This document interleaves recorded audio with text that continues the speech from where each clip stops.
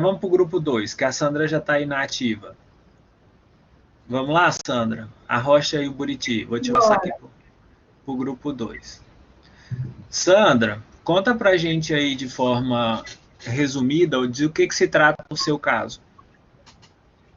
Bom, uma égua prenhe de 7 meses, que o primeiro filhote que ela teve nasceu bem, saudável, tudo normal, e teve mais 2 gestações que eles nasceram saudáveis e normais, mas morreram rapidamente, entre 2 e 4 dias, e o dono desistiu, vendeu bem baratinho, e a égua está prenhe novamente, e o novo dono está preocupado, né?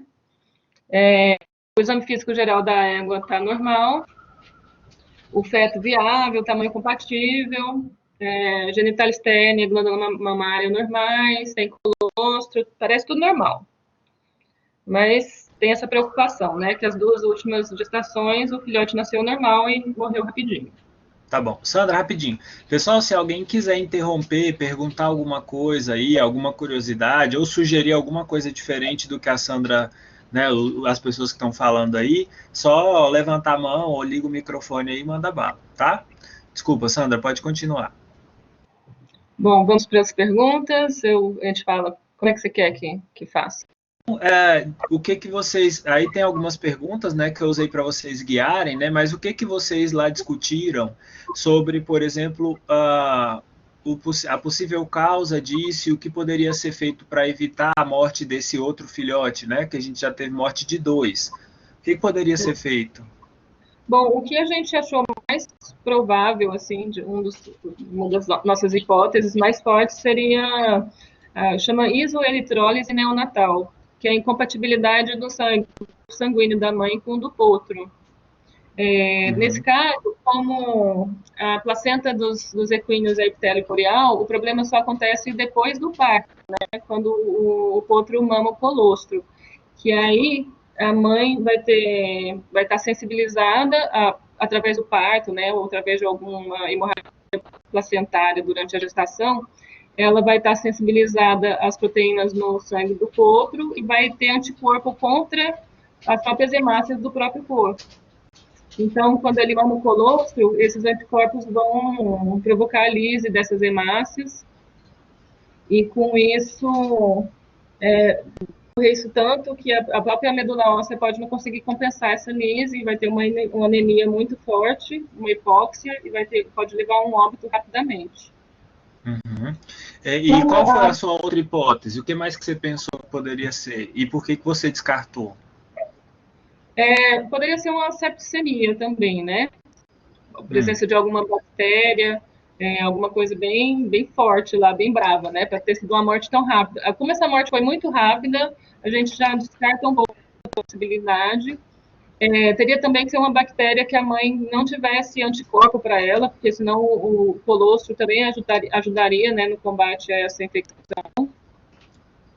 Então, é um pouco menos provável. E como os filhotes estavam saudáveis, né, mesmo após o parto, não foi nada que aconteceu durante a gestação. Teria que ser uma infecção após o parto, né? Então, a qualidade ambiental, uma sanidade ambiental muito, muito fraca para estar um ambiente que propiciasse isso.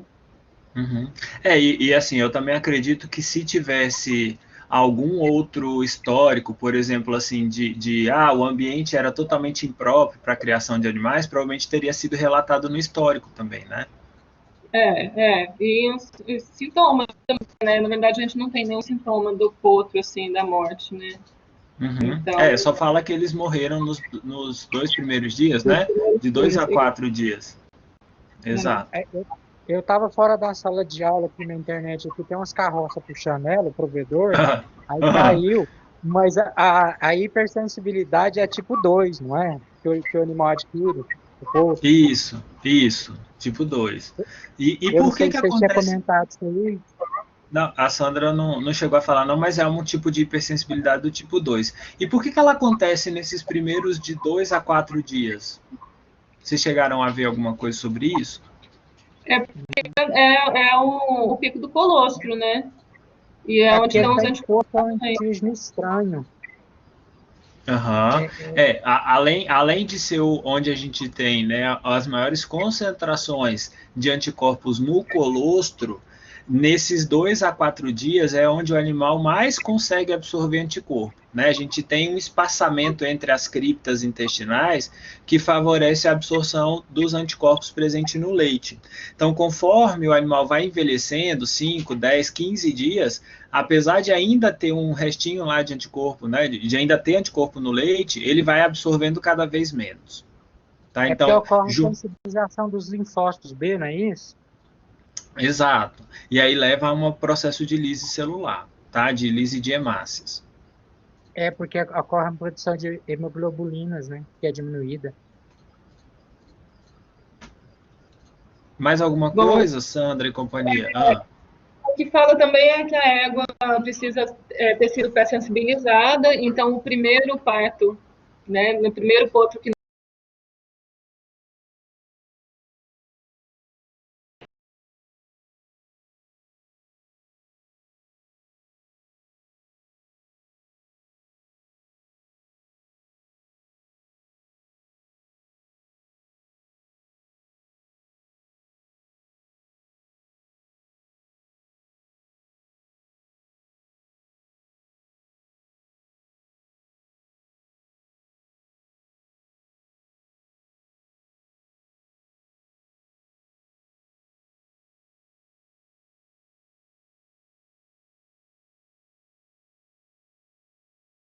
primeiro potro.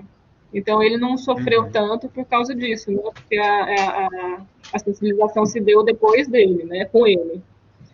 Exato. E, E tem que ter sido o bom, mesmo pai, ou pelo menos o mesmo tipo sanguíneo para todos os filhotes, né? provavelmente o mesmo pai, né? Para ter dado o mesmo tipo sanguíneo é muito azar, né? Então provavelmente era o mesmo garanhão que tinha lá no local. Exato. Ronaldo, me tira uma dúvida aí. No caso, se não for do mesmo garanhão, pode ocorrer também casos que seja por intoxicação por babesiose, não pode? Infecção por babésia, para morrer rápido assim? No Filhote? caso, porque eu vi num artigo que fala que pode ter uma hemólise, né, na Não, população babésia, por... babésia causa hemólise mesmo, mas normalmente, e pode, né, ser, como que eu digo, transmitida, né, por via transplacentária também.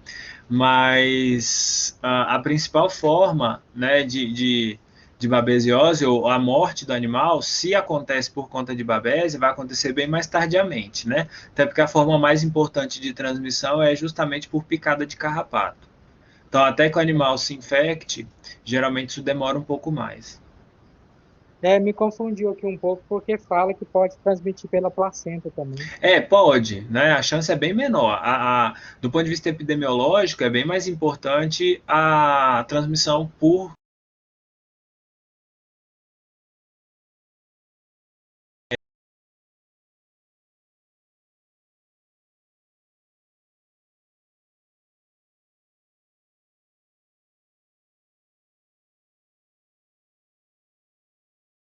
até morrer, tá? Então, assim, e ele vai apresentar sinal clínico, né? Um animal com babesiose, já, né, logo após o parto, ele vai ter fraqueza, ele vai estar anêmico, né? E o que foi citado aí é que os pontos estavam normais, super saudáveis e vigorosos, né? Correto. Certo? Mais alguma coisa, Sandra? Bom, E falar sobre o João? tratamento, quer que fale um pouco? Como evitar Pode, pode. O que pode a ser feito? morte do potro? Uhum. Eles falam para cessar a ingestão do colostro por 48 horas e Uhum. retomar a alimentação com leite materno numa quantidade de 10% do peso corporal a cada 2 horas. Eu acho que imagino que seja uma quantidade pequena para os anticorpos serem o mínimo, né, possível. Mas eu imagino que já exista, eu não sei para equinos, mas já deve existir um colostro, um leite, um colostro artificial, não? Não, artificial não. Geralmente o que eles fazem nessas fazendas de criação, eles congelam acabam congelando o colostro de outros animais, porque né, eles coletam lá, fazem ordenha e mantêm um banco de colostro. Mas aí também tem que tomar muito cuidado, porque às vezes você manda de uma outra fêmea que está do mesmo jeito, né? Aí acaba sendo complicado. Mas dá para fazer sucedâneos, né? A base de ovo, a base de leite em pó, a base de várias... Mas o bichinho não vai ter anticorpo nenhum, né? Não. Aí por isso que se recomenda banco de colostro. Certo? E, bom, então, eles falam de transfusão sanguínea, né? Porque ele já vai estar com, caso precise, que a medula óssea não está dando conta do recado. Ludoterapia, antibiótico terapia, quando necessário.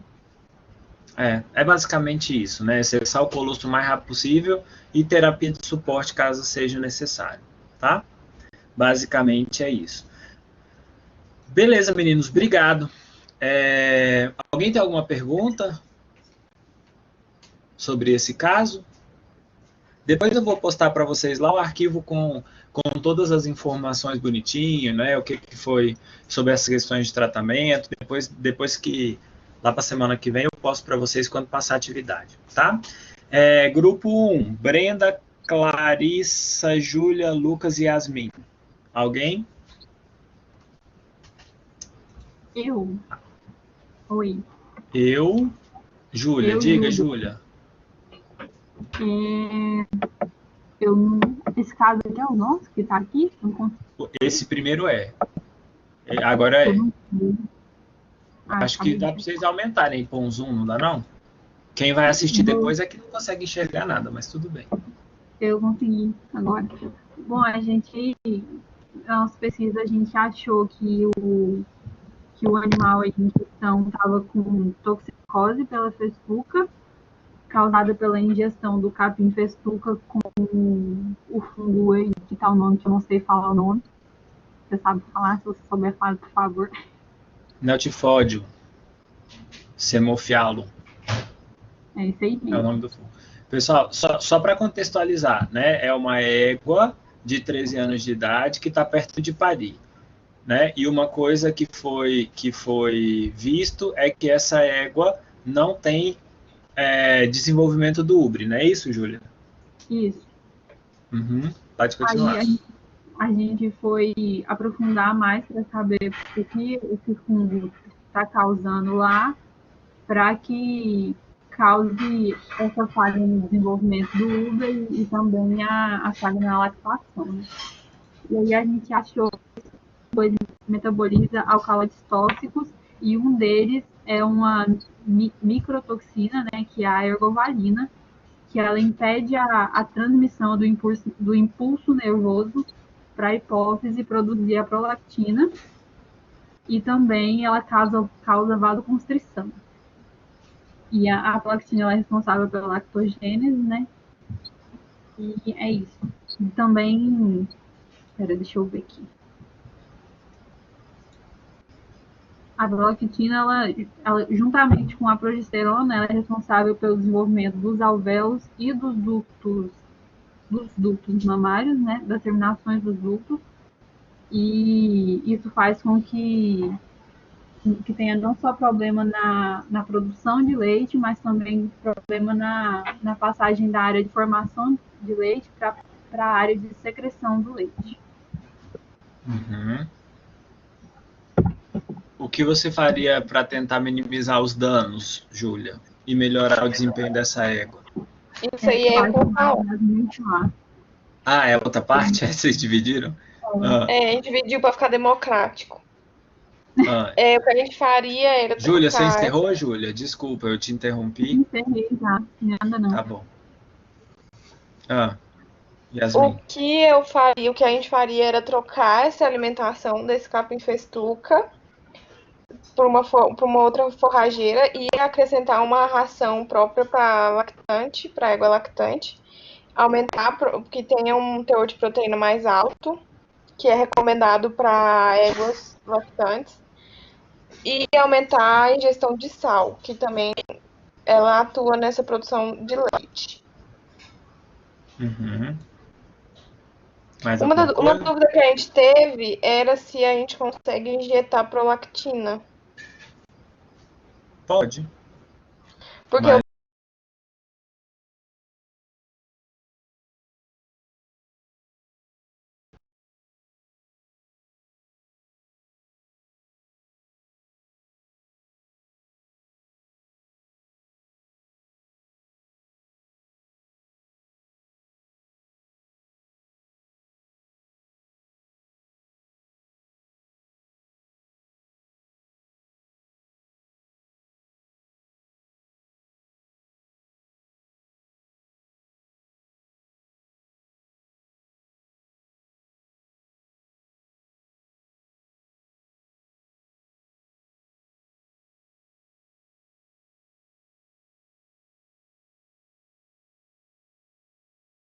Aham. aí a gente pensou Uma sobre a coisa... ração. Aham. A primeira coisa que você tem que pensar é tirar essa alimentação, né? Para quem porventura ainda não tem entendido, o que acontece? Essa égua está sendo alimentada com um tipo de capim que é chamado capim festuca, tá? Se vocês buscarem aí, é um capim que com frequência ele tem um fungo dentro dele, é um fungo endofítico, e esse fungo produz algumas toxinas, tá? Ele é muito usado fora do Brasil, né? Aqui no Brasil não muito, porque ele acaba sendo de regiões mais frias, né? Algumas regiões mais perenes ele acaba sendo utilizado ainda, tá? E esse fungo produz algumas toxinas que vão atrapalhar o sistema nervoso central a levar à produção de prolactina, né? Então, se a gente tem um alimento causando esse problema, a primeira coisa que eu tenho que fazer é paro de dar esse alimento, né? Substituo esse alimento. Eu andei pesquisando sobre esse capim, confesso para vocês que eu não conhecia, mas esse capim, existem variedades dele que não tem esse fungo endofítico, mas são caríssimas, né? Então acaba que quase ninguém tem condição de comprar. E o feno dele é bastante utilizado, né? Que é o que está sendo utilizado nessa égua aí. O que acontece? Esse fungo, essa toxina, ela tem uma ação dopaminérgica, ou seja, é semelhante, né, à ação da dopamina. Então, quando a gente pensa nisso, como ele atinge o sistema nervoso central, a gente tem que pensar em uma possibilidade não de injetar direto prolactina, mas uma forma de impedir com que aquela toxina se ligue nos sítios de ação da dopamina, né, para impedir a ação dela nos receptores dopaminérgicos, tá? Então, basicamente, né, não sei se vocês já viram isso na farmacologia, né, mas a gente tem um fármaco que é chamado de domperidona, ele atua inibindo esses sítios, nessa ligação para essa ação dopaminérgica, né? A domperidona, por exemplo, pode ser usada para pessoas que estão com depressão, né? Então ela acaba impedindo essa ligação da dopamina. Então, com isso, você tira a alimentação e dá uma domperidona, por exemplo, né? Você acaba fazendo com que ele não ingira mais toxina e a toxina que ingeriu não faz mais efeito. Certo? Certo. A gente achou também que eles usam esse fungo, ele traz benefícios para a planta. Então, em algumas regiões, ele é usado como Exatamente. é algo para a planta mesmo. Nem sempre Ele... é um acaso dele estar lá. Uhum. Os fungos endofíticos, eles vivem dentro das plantas e eles ajudam, entre outras coisas, na fixação de nitrogênio na planta, tá?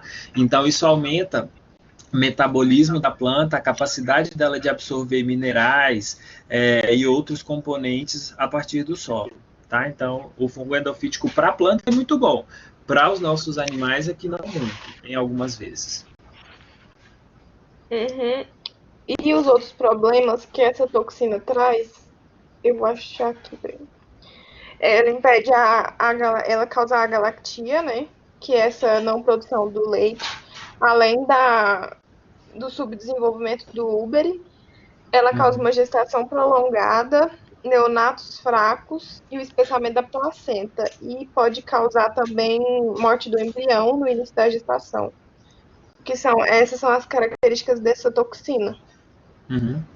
Esses são os principais efeitos, né? Então, para quem não viu aí, no final lá eu perguntei se pode ter algum outro efeito além da mamogênese, né? Além de efeito na mamogênese e na lactogênese. Então, o feto também pode ser atingido, nascer fraco, ou ter aborto, né? Problemas na formação do embrião, ou coisas desse tipo. Beleza? Mais alguma coisa, meninas, que vocês queiram adicionar? Alguém quer perguntar alguma coisa para as meninas sobre esse caso? Acho que é isso. Beleza, muito obrigado. Alguém tem alguma dúvida?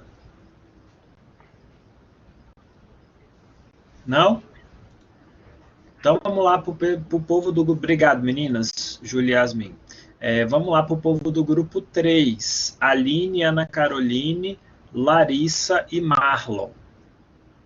Quem vai falar em nome de vocês? Oi, tá me Oi. ouvindo, Ronaldo? Tô. É porque meu microfone e minha internet é um cocô. É a Larissa, né? Larissa. É. Beleza, Larissa, Então, explica pra gente um pouquinho o que é o seu caso. Vou começar falando aqui. Meu Tá. caso é uma vaca, um bovino, uma vaca leiteira. Deixa eu abrir ela aqui.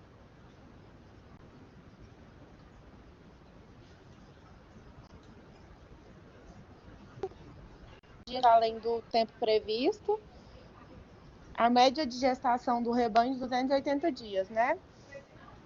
Uhum. Aí ela tá com o abdômen distendido, a palpação retal no útero. Tem um bezerro grande, a vaca tá com a gestação. Larissa, seu microfone, sua voz está falhando. Tá, minha internet não tá boa. Aí, porque aqui que tá caindo um mundo de chuva, eu tô até aqui fora na varandinha, ver se pega um pouco maior. Aqui também tá chovendo. Mas vamos lá, vai dar certo. Qualquer coisa, Ana, você tá com o microfone topzera, que eu sei aí, pode falar também, tá? Para ajudar a Larissa, fica com vergonha não. Aí a vaca tá com a gestação há tempo, já tá pronto, de acordo com o tamanho do bezerro na palpação, viu que ele tá grande, né? E aí, com a ausência de colostro no útero, a gente fez o exame físico, né, compatível com o animal, e que é deficiente na iniciação do parto. Então, a relação da indução do parto com a presença de colostro no útero, a gente achou mais ou menos que é sobre a questão da prostaglandina, né? Uhum. A secreção da prostaglandina. Ela em grande quantidade, ela inibe a produção de colostro. E ela em pouca, ela melhora. Então, e ela também, ela relaxa o prostaglandina ou progesterona? Progesterona, isso. Ah, tá. PGF2. Não, PGF2 alfa é prostaglandina. Do colo uterino. Vixe, mas é progesterona mesmo, é progesterona. Ela tem efeito inibitório sobre a lactogênese, né? Isso, ela inibe em grande quantidade, ela inibe a lactogênese. Uhum. E ela... Oi, pode falar. Alô, tá me ouvindo? Estamos te escutando. Tá. Então, eu tava em grande quantidade, ela inibe e auxilia no relaxamento do... Como é que chama, gente? Do colo, né? É isso? Não, a progesterona... Oi. Calma, Larissa, se organiza. Que cocô. Que cocô. Vamos lá. Ana ou Aline, alguém quer salvar a Larissa aí? Não tô nada. Eu acho que o meu dá pra... O feto... Ai, meu Deus. Oi. Diga, Aline. Complementando a Larissa, a gente encontrou que, na verdade, essa... Pode. Não, ela não está te escutando não, Aline, pode continuar aí. Que em relação à questão da indução do parto e a presença do colostro, que a falta da PGF2, a gente não teria todo o mecanismo que nós precisamos para que se tenha a injeção do colostro, para que se tenha a descida do colostro e todo aquele processo que a gente tem inicialmente de indução do parto. Então, a indução do parto, aquele estresse fetal e todo aquele processo que a gente conhece de reflexo de Ferguson e a presença da prostaglandina e da ocitocina é extremamente importante para que se tenha a descida do colostro. Essa, basicamente, responde o que seria a número 1. Com relação ao mecanismo e os principais hormônios que são necessários, é basicamente a prostaglandina, né? E a ocitocina. E o que a gente encontrou... Na verdade, né, assim, só te interrompendo, que, na verdade, o principal mecanismo que a gente tem aí, né, depois do cortisol fecal, fecal, né? Depois do cortisol fetal, o que nós temos é a produção de enzimas na própria placenta que vão converter progesterona a estrógeno. É isso que vai fazer com que haja todo o desencadeamento do parto e, consequentemente, reduz níveis de progesterona e vai levar ao processo de lactação, né? De lactogênese. Isso, é essa questão dos estrógenos e tudo mais. E os principais hormônios a gente já disse, né? A ocitocina, a prostaglandina, os estrógenos. E o que a gente encontrou que poderia ser feito para resolver esse problema seria a administração de glicocorticoides, se eu não me engano. É isso mesmo.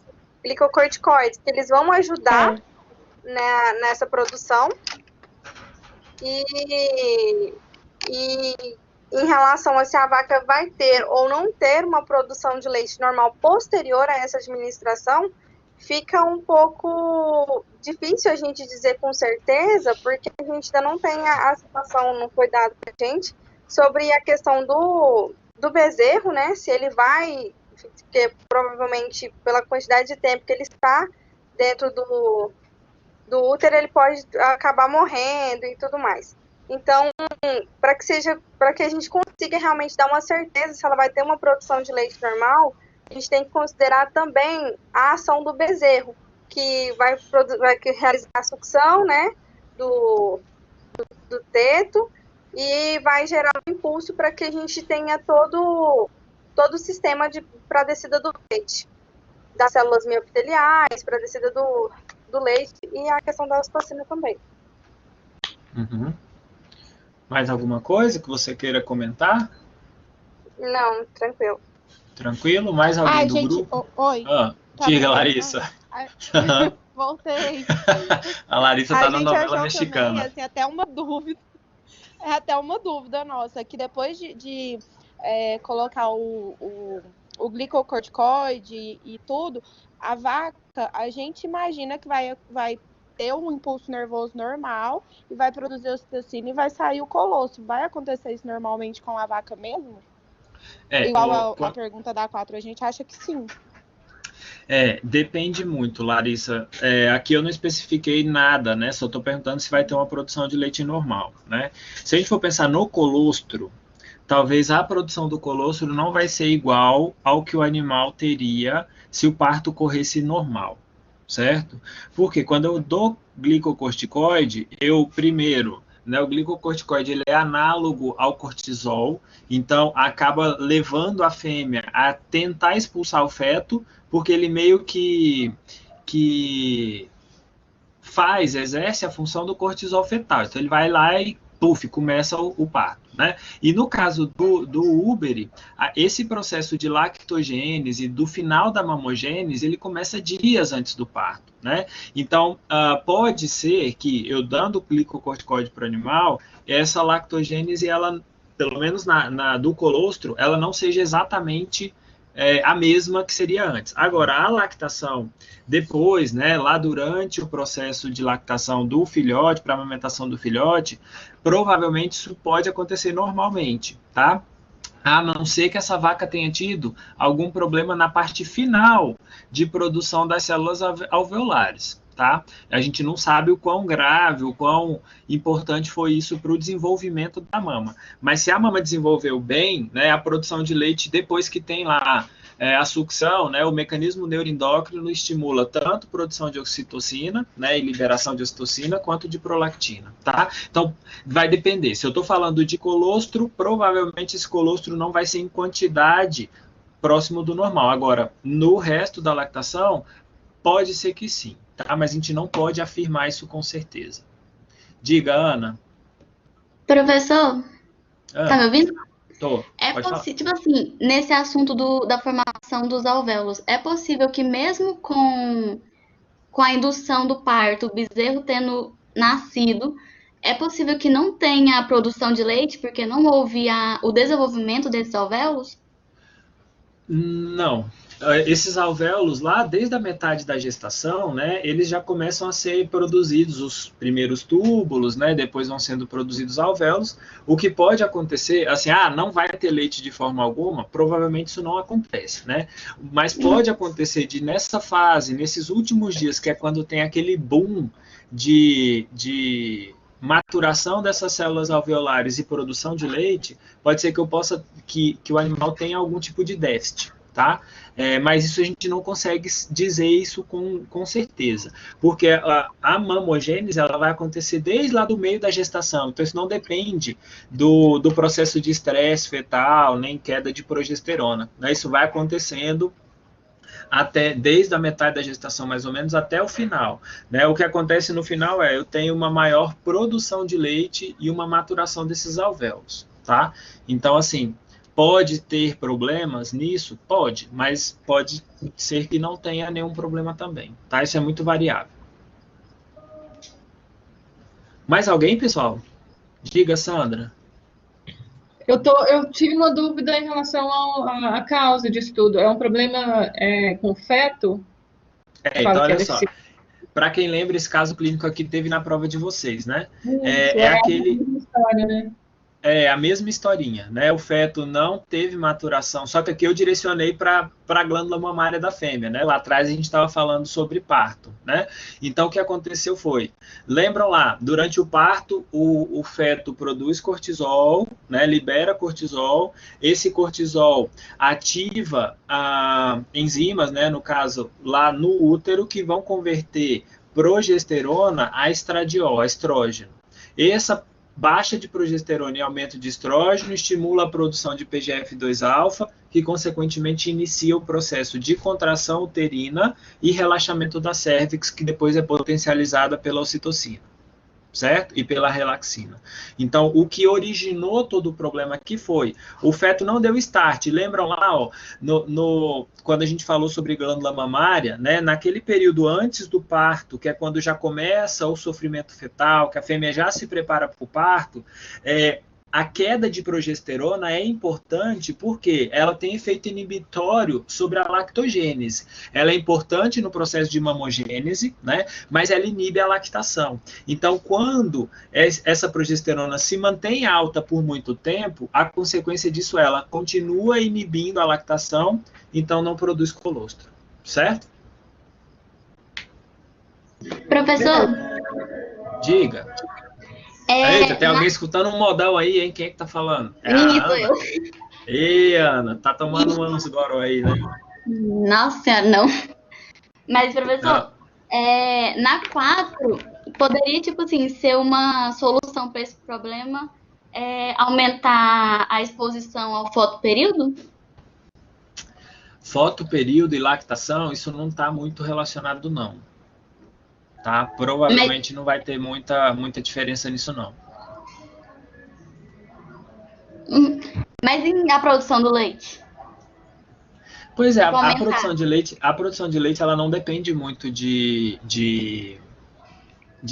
duração de fotoperíodo, tá? As fases reprodutivas, né, ciclos reprodutivos, para algumas espécies sim tem interferência, né? Mas nesse caso aqui, o fotoperíodo um pouco ajudaria, né? Vou deixar a vaca no claro lá, provavelmente não vai fazer efeito não. Beleza? Então tá bom. Obrigado, meninas. Mais alguém tem alguma dúvida? Não entendeu esse caso? Não entendeu o porquê de tudo? Ou podemos passar para a próxima? Podemos passar? Então vamos lá. O quarto caso, ele é um caso, deixa eu ver quem que é o grupo. Gabriela Aires, Gabriela Dias, Isadora, Ítalo, Vitor e Isabela Araújo. Não é isso? Quem vai falar em nome do grupo? Eu.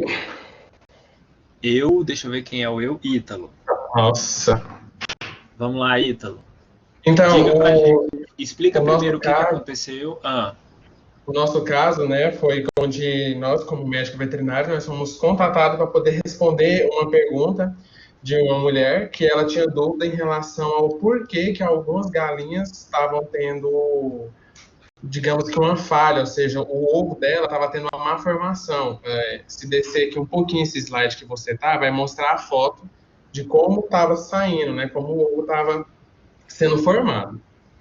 Uhum. Aí a gente tinha que colocar algumas hipóteses, né, do porquê que ela pediu para a gente explicar o porquê que o ovo estava saindo nesse formato. Pesquisando em si, artigos acadêmicos não tem ainda explicando o porquê. Só que algumas informações a gente conseguiu extrair. Uma delas é que pode ser uma má formação no sistema reprodutor da ave, no caso dessa galinha.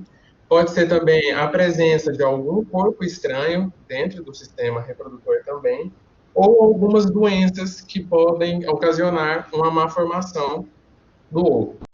A gente suspeitou, né, discutiu no início sobre um déficit nutricional, né, porque a gente viu essa imagem e pensou, não, o problema pode ser no útero, que é o responsável por fazer a deposição do carbonato de cálcio.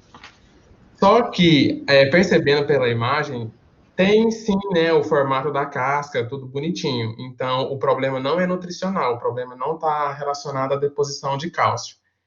Aí a gente decidiu, então, discutir sobre duas possibilidades. A má formação do sistema reprodutor dessa ave, ou alguma doença, como o exemplo dela, né, a bronquite infecciosa aviária, que ela acontece nas aves, né, por conta do vírus do coronavírus. Ele afeta principalmente a parte do sistema respiratório, também afeta o gênito uritário das aves, e pode causar lesões no magno e no útero dessa ave, pode fazendo com que ela tenha uma má formação no ovo. Aí a gente teve que falar também se o proprietário poderia ou não ingerir esse ovo. Assim, o consenso que a gente chegou lá no grupo foi que não teria problema dele ingerir esse ovo, mas assim, particularmente eu mesmo não ingeria. Por quê? É um ovo. Não, eu não. E o último tópico, né, eu já falei das hipóteses, as hipóteses seriam ou uma má formação ou uma doença, né, no caso a bronquite infecciosa aviária. Tem outras também que causam, porém essa é a mais importante. Uhum. E tratamento. No caso da bronquite infecciosa aviária, a relação é a vacina. Se o animal já desenvolveu a doença, o recomendado é que ele seja descartado, é que ele tire ele de perto dos outros e, né, faz a panelada. Mentira, faz não. E o outro caso da má formação também, né, no caso, se for principalmente genética, também é afastar o animal, porque ele vai continuar produzindo os ovos da mesma forma, principalmente se for genético. Então, não tem tratamento, né? O único tratamento é a eutanásia e uma panelada. Já era. Sim. Exato.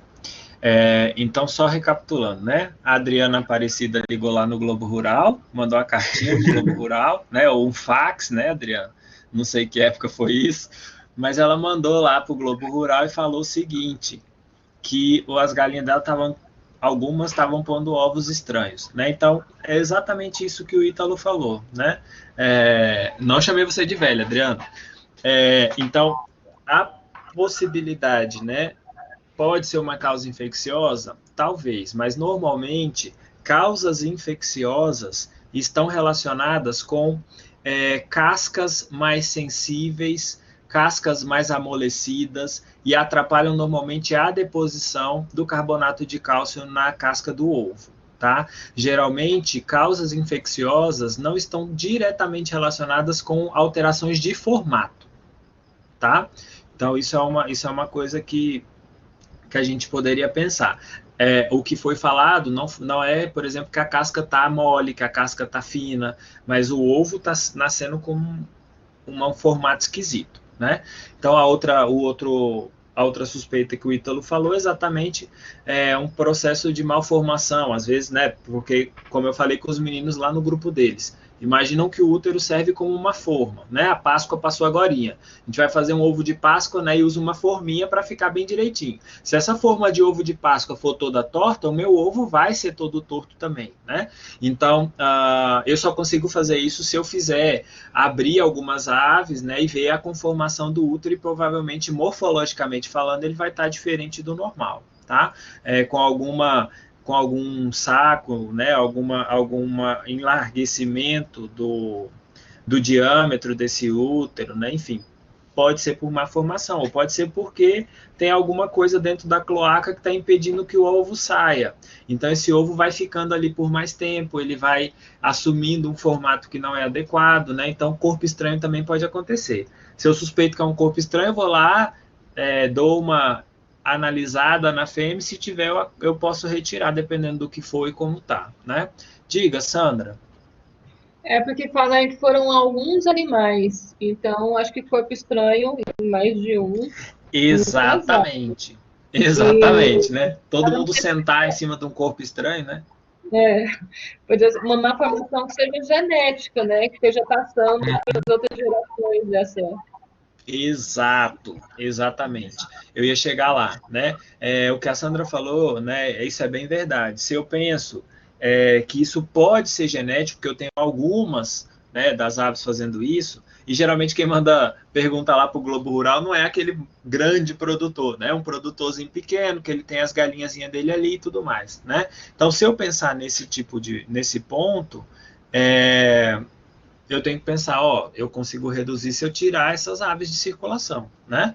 Então, foi exatamente o que o Ítalo falou, né? Posso pegar, se eu sei que não é uma causa infecciosa, né, Ítalo, posso pegar a galinha lá e fazer uma panelada, né? Uma galinhada, um almoço de final de semana com a família, né? Quando passar o coronavírus. Mas é importante, se eu quero reduzir essa quantidade de ovos mal formados, eu tenho que pensar, primeiro, identificar de onde estão vindo esses ovos. Se eu sei de onde estão vindo, retirar essas galinhas do plantel, pelo menos daquele plantel reprodutivo, né? Um ovo desse daí, vocês acham que estaria próprio para consumo? Como eu disse, eu não comeria. Eu comeria fácil. Quem faz pintura em ovo vai adorar.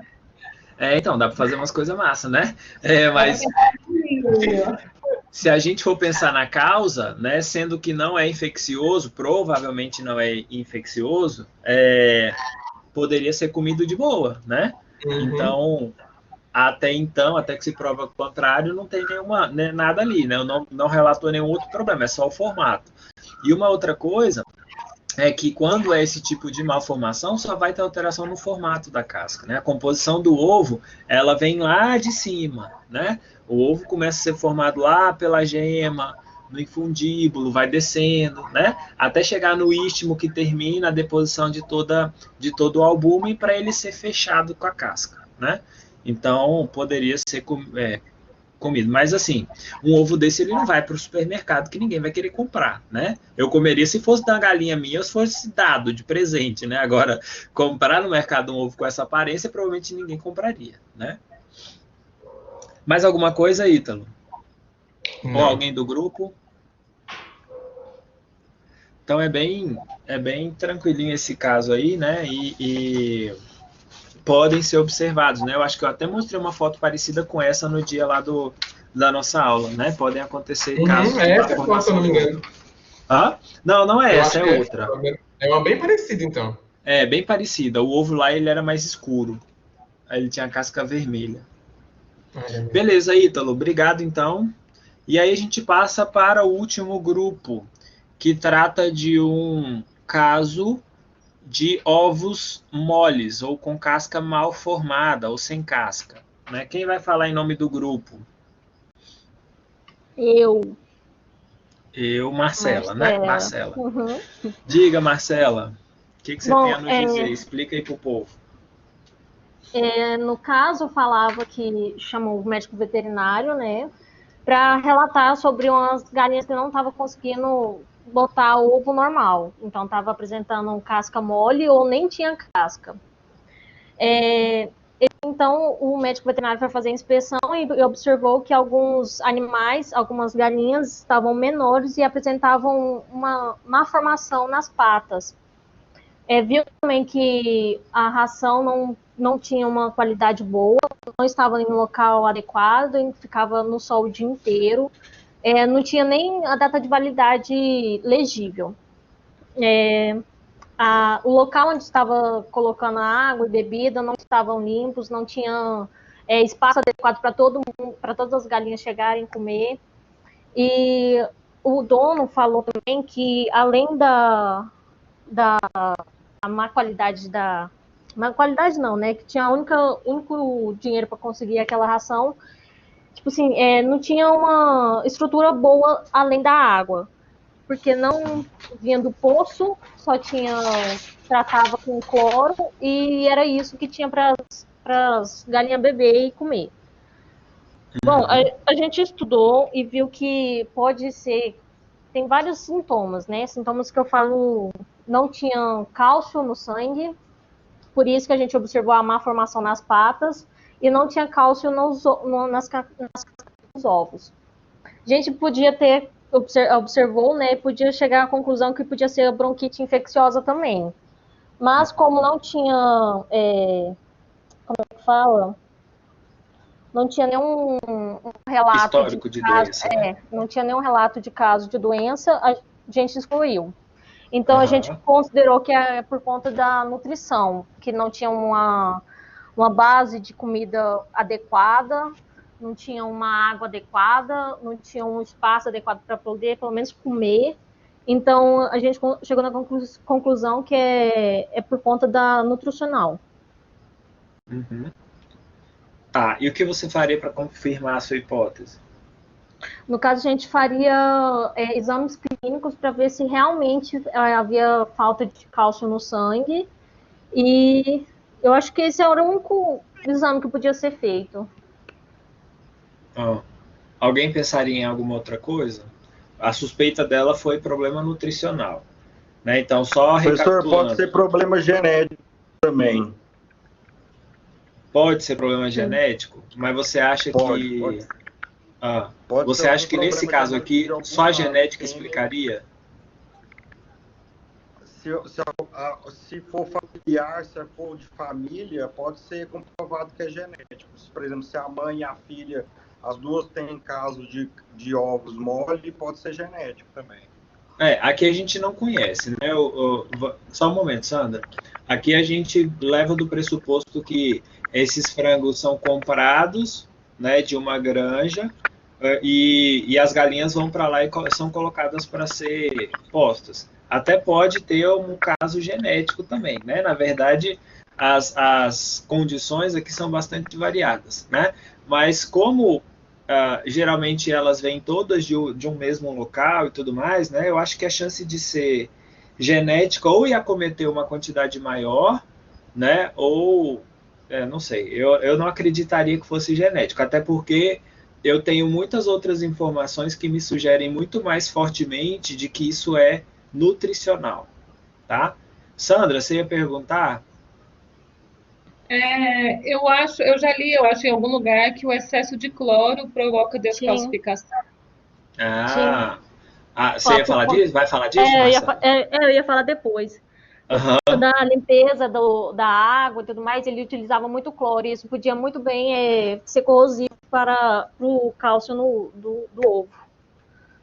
Até mesmo o sódio pode prejudicar bastante. O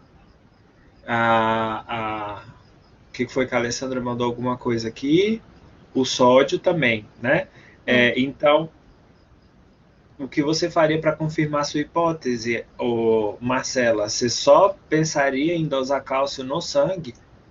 No caso, fazer a inspeção da água e utilizar e fazer a inspeção do alimento também. A análise de água e a análise de alimento, certo? Para granjas, é recomendável que essa análise seja feita pelo menos, no mínimo, uma vez por ano. Sim. Por quê? É isso que os meninos estão falando, que a Sandra também falou ali, né? A quantidade de eletrólitos na água, né? A dureza da água, isso é fundamental. Por quê? Isso, primeiro, muito sódio, por exemplo, na água, vai inibir o consumo de ração, por exemplo, né? E um excesso, um desbalanço na dieta em níveis de sódio, cloro, potássio e cálcio, isso pode fazer com que a redução de cálcio seja diminuída. Então, o animal tem muito sódio na dieta ou na água, isso vai competir pela absorção de cálcio e acaba que o sódio vai sendo absorvido e o cálcio vai ficando para trás, tá? Então, esse é um outro problema. Então, o que a Marcela falou é exatamente o que tem que ser feito. Se eu quero confirmar que é nutricional, porque daí se eu faço e a água, o alimento está tudo ótimo, eu preciso procurar uma outra explicação, né? Mas aqui, ó, para quem não consegue ler aí, ou né, não consegue dar zoom, ou não teve acesso ao caso, aqui está falando o seguinte, que as aves não apresentavam, os animais não apresentavam nenhum outro problema, pelo menos que o proprietário conseguiu observar, mas a gente foi lá e viu bebedouro sujo, a água não era tratada, né, não era feito nenhum tipo de análise, nenhum tipo de tratamento, mas ele tacava cloro na água, né, a ração que era dada, a gente via que são poucos coxos espalhados pelo galpão e, ao mesmo tempo, essa ração estava armazenada de forma inadequada e, consequentemente, os sacos estavam sem data de validade legível. Tá? Então, isso são indicativos que me sugerem de fortemente algum problema nutricional. Além de que eu tenho animais com a mesma faixa etária que estão menores do que as outras. Além disso, com algum problema na formação das patas. O que isso pode ser? Vocês viram alguma coisa sobre isso? Não? Falava mais por conta de falta de nutrientes no alimento. Quais nutrientes especificamente? Deixa eu ver aqui, acho que, se não me engano, é base cálcio, né? Cálcio. Fósforo também é bastante importante. Uma vitamina que é fundamental nesse processo. Vitamina D3. Vitamina D3, tá? A vitamina D, que tem uma ação hormonal, ela é responsável por ajudar a fixar cálcio nos ossos e absorver mais cálcio no intestino. Se o animal não tem vitamina D3, qual que é a consequência? Absorve menos cálcio. Certo? Então, ao mesmo tempo que está faltando cálcio, está faltando, pode estar ao mesmo tempo faltando, né? Ou não, mas pode ser uma explicação também, né? E o fato de estar mal armazenado, a vitamina D é muito sensível a processos de oxidação. Então, se a vitamina D está lá nessa dieta e ela está mal armazenada, está úmida, está pegando sol, provavelmente essa vitamina vai ser inativada. Então, esse pode ser um dos problemas, tá? O que mais, Marcela? Um tratamento que seria melhor era, vamos supor assim, se o proprietário não tiver uma base financeiramente, né, ele pode muito bem pegar casca de outras galinhas, triturar e colocar na ração, que isso ajuda bastante também. Casca de ovos, né? Uhum. Ou mudar o dono, né, Sandra? Pode ser também. Mas exatamente, né? Se a pessoa não tem condição financeira, o que eu acho muito difícil, né? Porque fosfato bicálcico, por exemplo, que é a forma mais comum de suplementação de cálcio, não custa caro. Certo? A vitamina, sim, complexo vitamínico talvez um pouco mais caro, mas se a pessoa é aquele negócio, quem não gasta dinheiro não ganha dinheiro. Isso é fato, né? Se eu não invisto no meu negócio, eu não posso esperar cair um milagre. Se eu não dou vitamina e mineral para o bicho, eu vou esperar produzir ovo como, né? Ninguém é aquele negócio. Nem relógio trabalha se não pôr pilha nele. Com exceção de alguns que são automáticos, né? Mas a gente precisa fornecer subsídios para o animal produzir ovo, se eu dependo daquilo para sobreviver, né? Pelo menos a base, né? Que a água, pelo menos tem uma água de qualidade. Exato, exato, né? E para quem tem granja, né, é fundamental eu fornecer isso. Então, só lembrando, né, quando a gente pensa na fisiologia do animal, lá dentro do útero, né, ou na glândula da casca, o animal vai precisar depositar ali uma grande quantidade de cálcio, né? Entre outros minerais, o cálcio é o mais importante. Se eu não forneço esses minerais pela dieta, não tem como brotar do nada esses minerais para serem utilizados lá na glândula da casca, tá? Então, lá no útero. Então, se o animal não tem isso, consequentemente, o ovo ele vai sair com uma casca um pouco mais mole ou até mesmo sem casca, né? Ele sai lá com aquele envoltório do albúmen, né?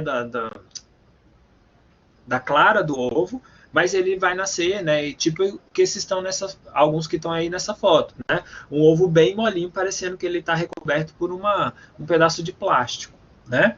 E Marcela, você comeria um ovo desse? Ah, se estiver sobrando. Se estiver sobrando, né? Se for de graça, né? Também não teria problema, tá, pessoal? Se a gente for pensar que é uma causa não infecciosa. Tá?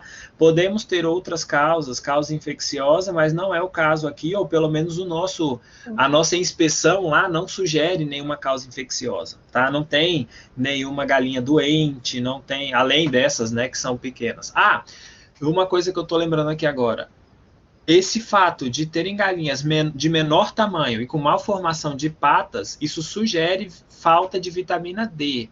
Tá? Porque a vitamina D, a falta da vitamina D causa um quadro, né, que é conhecido como, eita, me fugiu o nome, que é conhecido como, gente, eu dei aula disso, raquitismo, obrigado, eu dei aula disso ontem. Então, o raquitismo, né, é devido à falta de vitamina D e ele pode representar ou ser responsável por essa questão aí, né? Além disso, um caso de raquitismo pode levar a condropatias, né? Então, se o animal não tem vitamina D, isso pode levar a problemas articulares, problema de deposição de minerais para a formação de matriz óssea e a partir daí o animal ter deformações, né? Membros mais enrijecidos ou membros tortos, né? Dedos enrolados. Isso tudo pode ser sinal de deficiência de vitamina D, tá? Mais alguma coisa, Marcela? Não, acho que só isso.